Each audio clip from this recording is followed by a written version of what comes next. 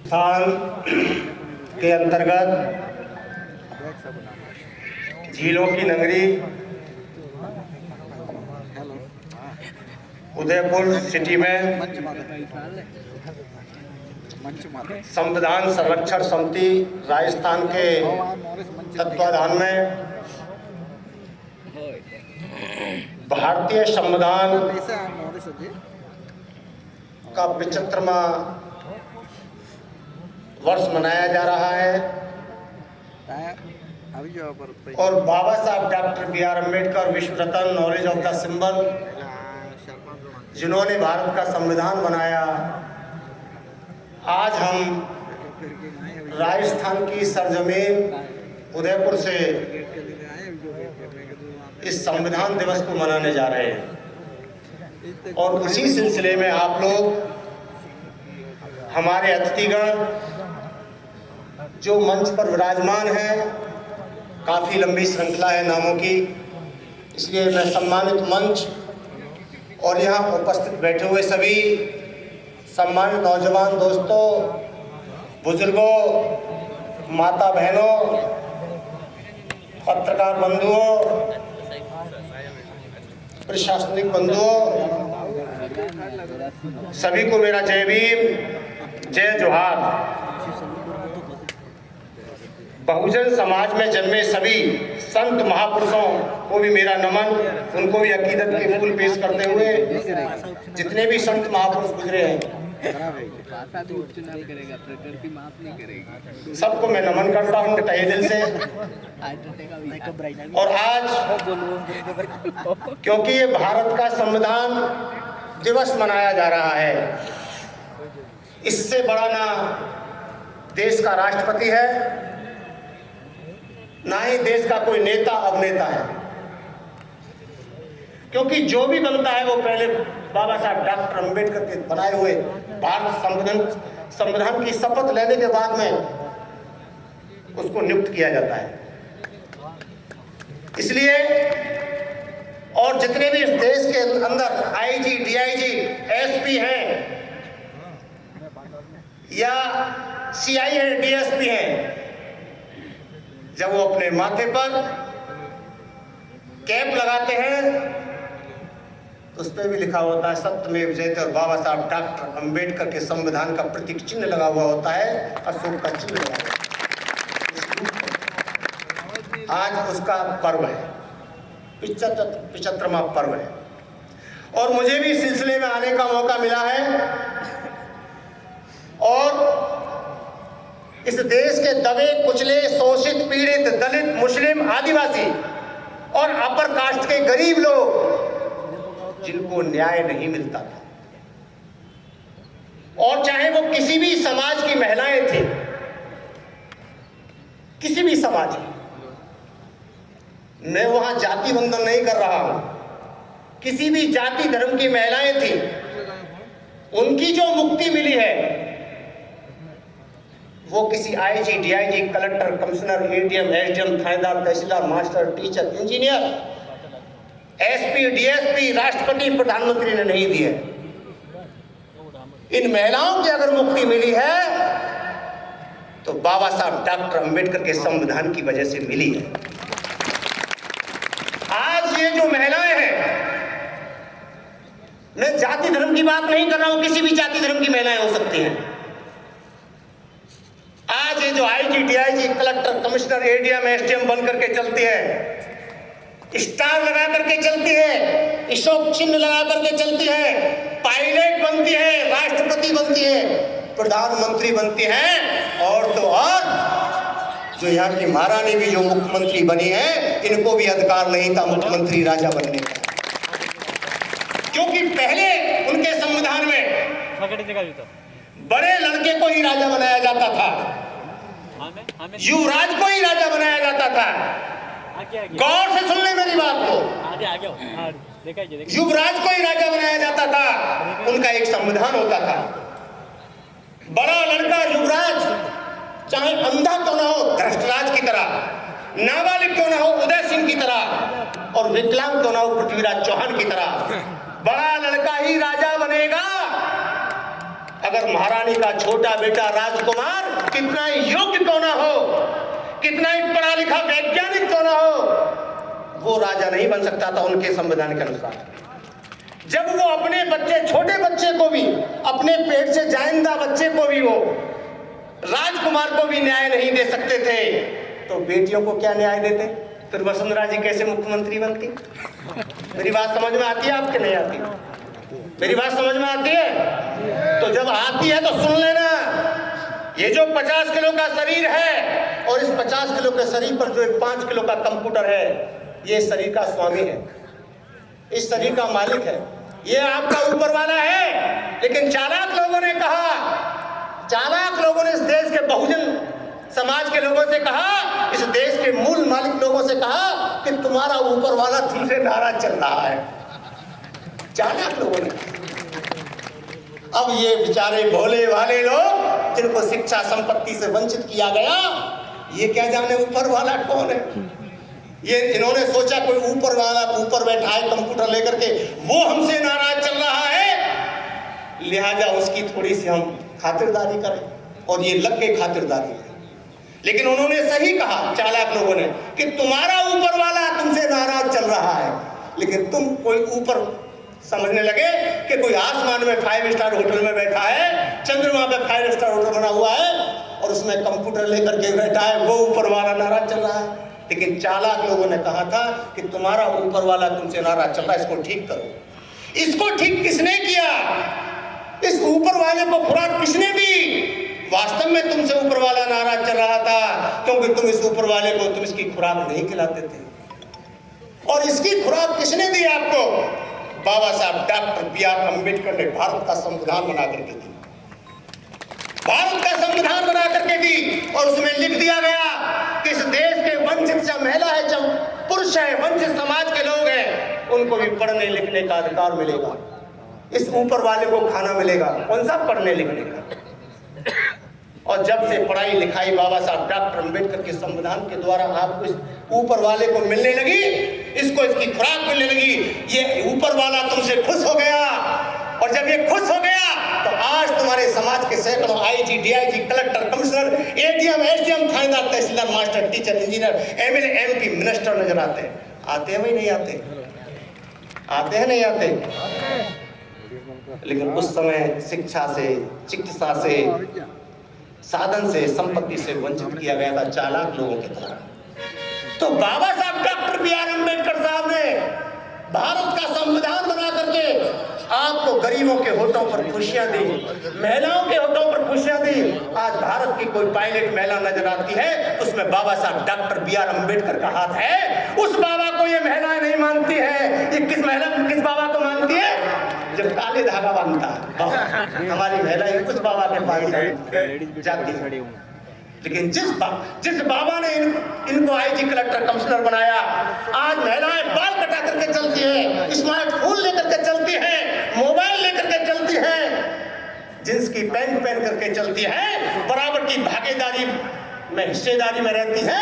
ये बाबा साहब डॉक्टर अम्बेडकर के, भारत के बाबा का कमाल है। इन बाबाओं का कमाल नहीं है जो तुम्हारा शोषण और दोहन करते हैं। लेकिन हम लोग तो वही जा रहे हैं ना, जा रहे नहीं जा रहे भाई, जा रहे नहीं जा रहे? इस पर कुछ नहीं बोला, क्योंकि आपका भी ऊपर वाला भ्रष्ट है, हमारे समाज के ऊपर वाला भ्रष्ट है। हम इसको इसका खाना नहीं खिलाते। बाबा साहब ने कहा था इसको इसका खाना खिलाओ, शिक्षा रूपी पढ़ाई लिखाई तालीम खिलाओ, इस ऊपर वाले को तैयार करो। लेकिन हमने इसको ऊपर वाले को खुराक नहीं खिलाई। इसको हम क्या खिलाते? गुटखा, बीड़ी, पान, तंबाकू, ढोला मारू, और हमारा ऊपर वाला भ्रष्ट हो गया है, और हम भागे फिरते सर सर सर सर औरों के पास भागे फिरते हैं। इसलिए हमारा शोषण हो रहा है। हम औरों से कहते हैं कि तुम गलत हो, नहीं, वो गलत नहीं है, तुम ही गलत हो, क्योंकि तुम अपने ऊपर वाले को ठीक करने में अपना टाइम नहीं दे रहे हो, इस भारतीय संविधान का फायदा नहीं उठा रहे हो। बाबा साहब के द्वारा दिया हुआ संविधान, जो सभी जाति, सभी धर्म के लोगों का एक तरह से पूजनीय संविधान है, आज इस देश के अंदर चालाक शक्तियां उस भारत के संविधान को खोखला करने में लगी हुई हैं। अगर ये संविधान अगर ये संविधान खोखला हो गया तो मेरी इन महिलाओं का क्या होगा, मेरी इन महिला टीचरों का क्या होगा, IAS IPSओं का क्या होगा, इस देश के दलित मूल निवासियों का क्या होगा? क्या इनमें से कोई IG कमिश्नर बनेगा भाई? आज जो आपको MLA MP नजर आते हैं ना आपके समाज के, ये भारत के संविधान की बदौलत है, ये किसी पार्टी की बदौलत नहीं है। लेकिन नारे आप पार्टी के लगाते हो, फला पार्टी जिंदाबाद, कभी भारतीय संविधान जिंदाबाद भी कहते हो क्या? ये नेता तो आते जाते रहेंगे, पार्टियां आएंगी, बिगड़ेंगी, बढ़ेंगी, नेता आएंगे, बिकेंगे, कोई 1 करोड़ में 2 करोड़ में। अब तो MLA भी ऐसे बिकते हैं जैसे आलू बिकता बाजार में। लेकिन ये चालाक लोग भारतीय संविधान को बेचना चाहते हैं। ए मेरे बहुजन समाज के लोगों, इस देश की महिलाओं, इस देश के गरीब तबके के समाज के लोगों, क्या इस संविधान को कमजोर होता देखना चाहोगे? क्या आप चाहोगे? क्या बताओ, हाथ उठाओ। चाहोगे? नहीं चाहोगे ना, तो हाथ उठाओ। ये मुट्ठियां बांधो यूं करके। ये मुट्ठी क्यों बंधवा रहा हूं मैं? ये संकल्प है। संकल्प जानते हो? जहां भगवान का वास हो जाता है, संकल्प हो जाता है, और साथ में 5 उंगलियां हैं, और भगवान में भी 5 शब्द हैं।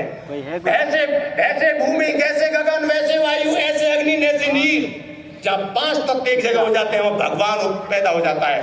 और भग माने माता, अब मैं संधि विच्छेद कर रहा हूं। भग माने माता, भग माने माता, और वान माने पिता। माता पिता ही हमारे भगवान हैं, लेकिन हम अपने माता पिताओं के बारे में नहीं सोचते जिन्होंने जन्म दिया है। बंद हो गई। हाँ, पिताजी जीते जी, सभी धर्मों ने, सभी जातियों ने, सभी समाज के बुद्धिजीवियों ने कहा है माता पिता भगवान का रूप है, उनके कदमों में स्वर्ग है, जन्नत है। इसलिए श्रवण कुमार अपने माता पिताओं को कंधे पे लेकर के घूम रहे थे, यात्राएं करा रहे थे। माता पिता का दर्जा बहुत है, लेकिन माता पिता अगर मर जाएं, जीते जी अपने माता पिता को हम 10 रुपए की दवा नहीं दिलवाते, लेकिन मरने के बाद अगर माता पिता मर जाए, 40वां करूंगा, 12वां करूंगा, 13वां करूंगा, लोगों को 1 लाख 10 लाख रुपए खर्च करके खुश करूंगा, जिंदे माँ और पिताजी का कमरा स्वर्ग में बुक कराऊंगा, जन्नत में बुक कराऊंगा। जिंदे मात और सभी धर्मों के बुद्धिजीवियों ने कहा है कि आत्मा सो परमात्मा, रूह अल्लाह का नूर है, किसी की रूह को, आत्मा को मत तड़पाना, वरना परमात्मा भगवान तुमसे, अल्लाह ईश्वर नाराज हो जाएगा। लेकिन जिंदी आत्मा को हम 10 रुपए की दवाई नहीं खिलाते, और मरने के बाद में माता पिता का हम 10 लाख का मृत्यु भोज करते हैं। क्या पिताजी आ जाएंगे? या आज तक किसी के पिताजी ने ऊपर से टेलीफोन करके कहा कि तुम्हारा भाई, तुमने इतना बड़ा करोड़ का मेरा मृत्यु भोज किया है, और मेरा कमरा AC का इसमें जन्नत में, स्वर्ग में मेरा बुक हो चुका है, तुमने बहुत धन्यवाद आपको। किसी का टेलीफोन आया? नहीं। इस पे हम पैसा खर्च करते हैं। अगर यही आयोजक, हमारे जो आयोजक हैं, जिन्होंने इसका कार्यक्रम कराया है, जो समाज को जगाने के लिए आज यहाँ तुम जो आए हो, मैं आज आपके इस ऊपर वाले को जागृत करने के लिए अपने भाषण दे रहा हूं। मैं आपको जगा करके भेजूंगा, और याद रखना मेरा नाम रईस अहमद मलिक है। मेरी बात ऐसे फिट कर लेना जैसे मोबाइल में चिप फिट कर लेते हैं, और ये आपका कंप्यूटर है। अब मैं आगे कहता हूं, बाबा साहब डॉक्टर अम्बेडकर साहब के संविधान ने आपको बहुत बड़ा ताकत दी है, हथियार दिया है, बहुत बड़ा हथियार दिया है, जिससे इस देश के IG DIG collector commissioner MLA MP control होते हैं। समझना मैं क्या कह रहा हूं? इस देश की सारी पार्टियां कंट्रोल होती है, और वो हथियार है भारत के संविधान में लोकतंत्र दिया है, और लोकतंत्र में वोट का अधिकार दिया है। दिया है नहीं दिया भाई? दिया है नहीं दिया? और लोकतंत्र के अंदर वोट का जो अस्त्र दिया है, परमाणु बम दिया है बाबा साहब डॉक्टर बी आर अम्बेडकर साहब ने।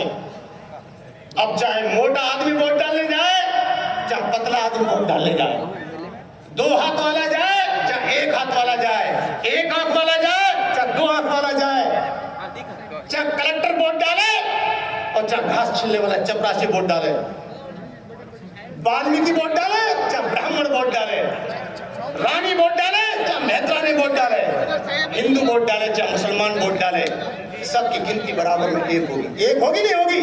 कितनी बड़ी ताकत दी है। लेकिन ये बहुजन समाज, ये मूल निवासी समाज, भारत का आदिवासी और भारत का दलित, आदिवासी, माइनॉरिटी और अपर कास्ट के गरीब अति पिछड़ी समाज के लोग इस वोट की ताकत को नहीं समझ रहे, क्योंकि चालाक लोगों ने सारे संसाधन राज लाकर के इकट्ठे कर लिए और हमारे समाज के लोगों को जब भी कोई टाइम आता है लोकतंत्र का सही इस्तेमाल करने का तो उनको धन बल के आधार पर तैयार कर लिया जाता है।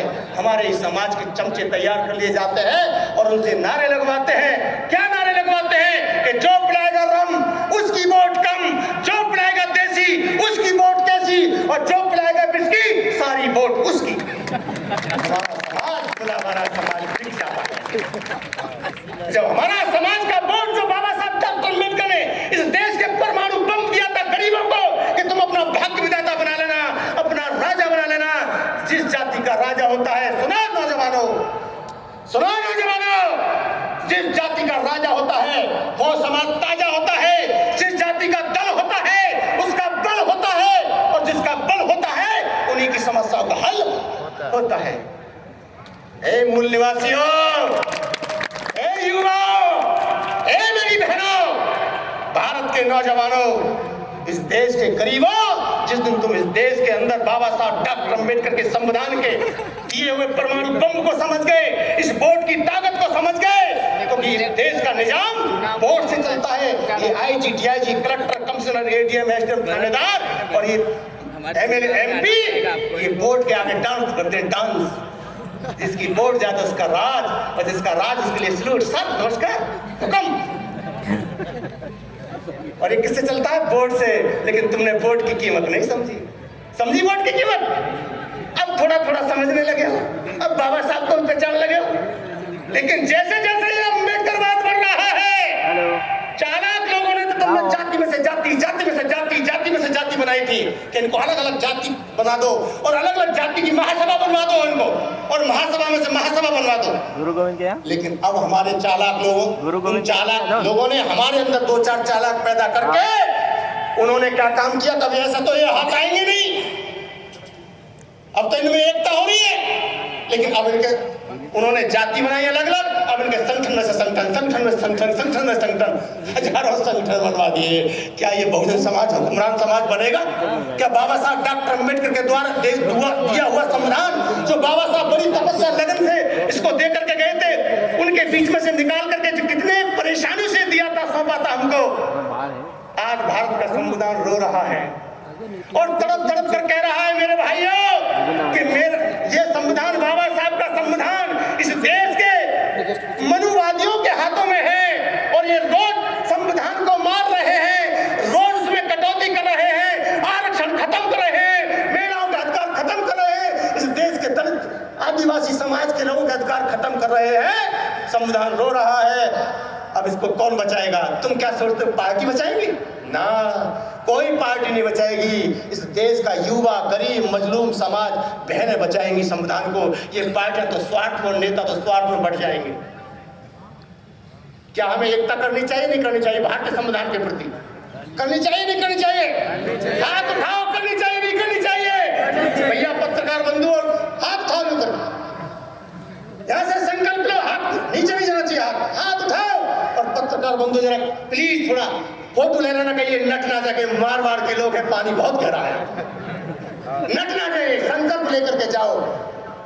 आज के बाद एक चीज और कहना चाहूंगा, आज के बाद आप यहां से संकल्प लेकर के जाएंगे और एक क्रांति करेंगे, और मैं गारंटी से कह रहा हूं, भारतीय संविधान को खतरा इन्हें राजनीतिक पार्टियों से है, क्योंकि राजनीतिक पार्टियां अपने फायदे के लिए भारतीय संविधान में संशोधन करने के लिए जा रही हैं और कर रही हैं, और किसी से नहीं है भाई।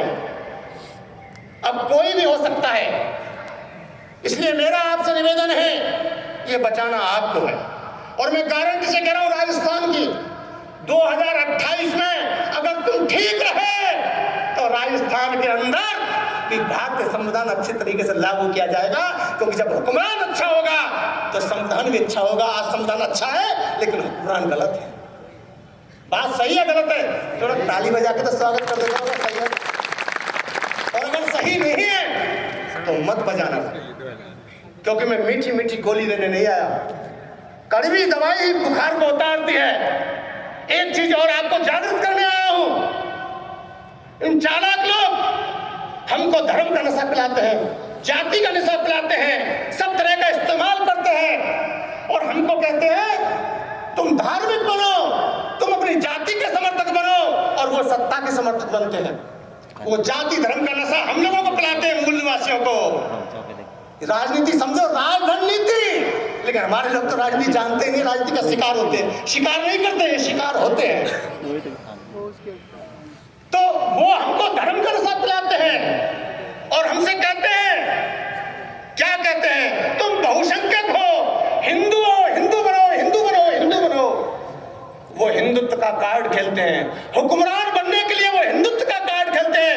वो हिंदू नहीं बनते, वो तो आर्य पुत्र हैं। वो आपको हिंदू बनाते हैं, इस देश के दलितों को, पिछड़ों को, आदिवासियों को हिंदू बनाते हैं और उनको हुक्मरान बनना, वो हुक्मरान बनते हैं।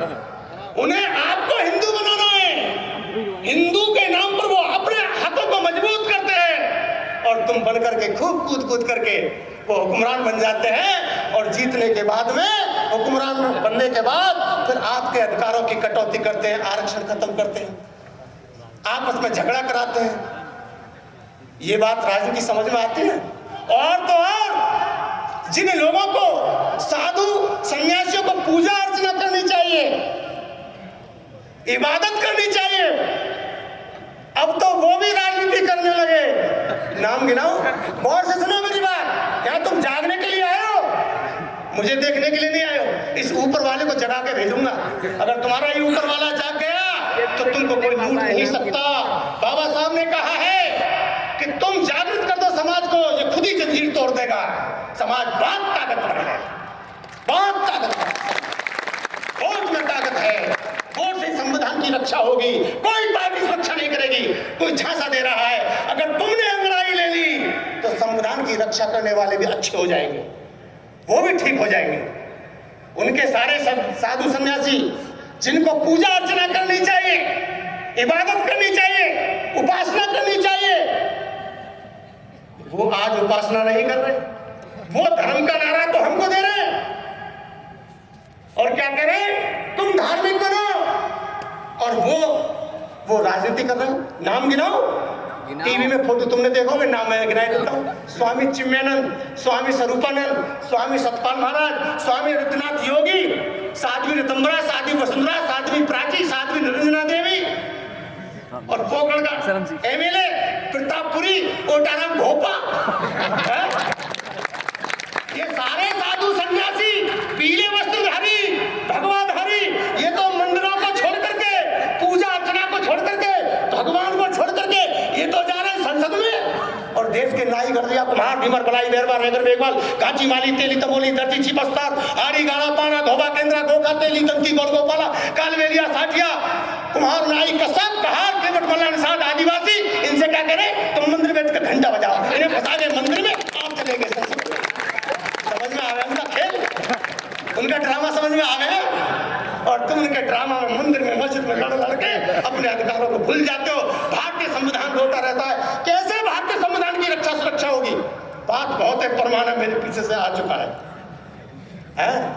समय होगा तो आगे बुलाऊंगा। मेरा कैडर, जहां मेरा कैडर हो जाता है, ये आरएसएस जानते हो, आरएसएस के लोग तो भाग जाते हैं। आरएसएस जानते हो क्या है? आरएसएस में 3 शब्द है, आरएसएस। आरएसएस का मतलब है रेशियल सुपर सिस्टम, उच्च वर्गीय लोगों का संगठन। तुम्हारा नहीं है, तेलिक मार नाई घाटी मालियों का नहीं, ये तो झंडा लेकर आगे। मालिक कौन मिलेंगे? शर्मा जी, शुक्ला जी, भारद्वाज, पाठक, चौबे, चटर्जी, मुखर्जी। और झंडाधारी, झगड़ा करने वाले कौन मिलेंगे? यही मूल निवासी। मूर्ख बनाने का काम कर रहे हैं लोग। ये दंगे में से हुकूमत निकालते हैं, धर्म में से हुकूमत निकालते हैं, जाति में से हुकूमत निकालते हैं। और हमारे भोला भाला समाज, जिसकी बहुसंख्यक आबादी है, जो संविधान की रक्षा करना चाहता है, ये संविधान आपको सुरक्षा देता है, भारतीय प्रशासनिक अधिकारियों को भी देता है और महिलाओं को भी देता है, भारतीय मूल निवासियों को देता है। अगर आपको संविधान बचाना है तो आपको बहुजन एकता करनी पड़ेगी। करोगे भाई? पक्का?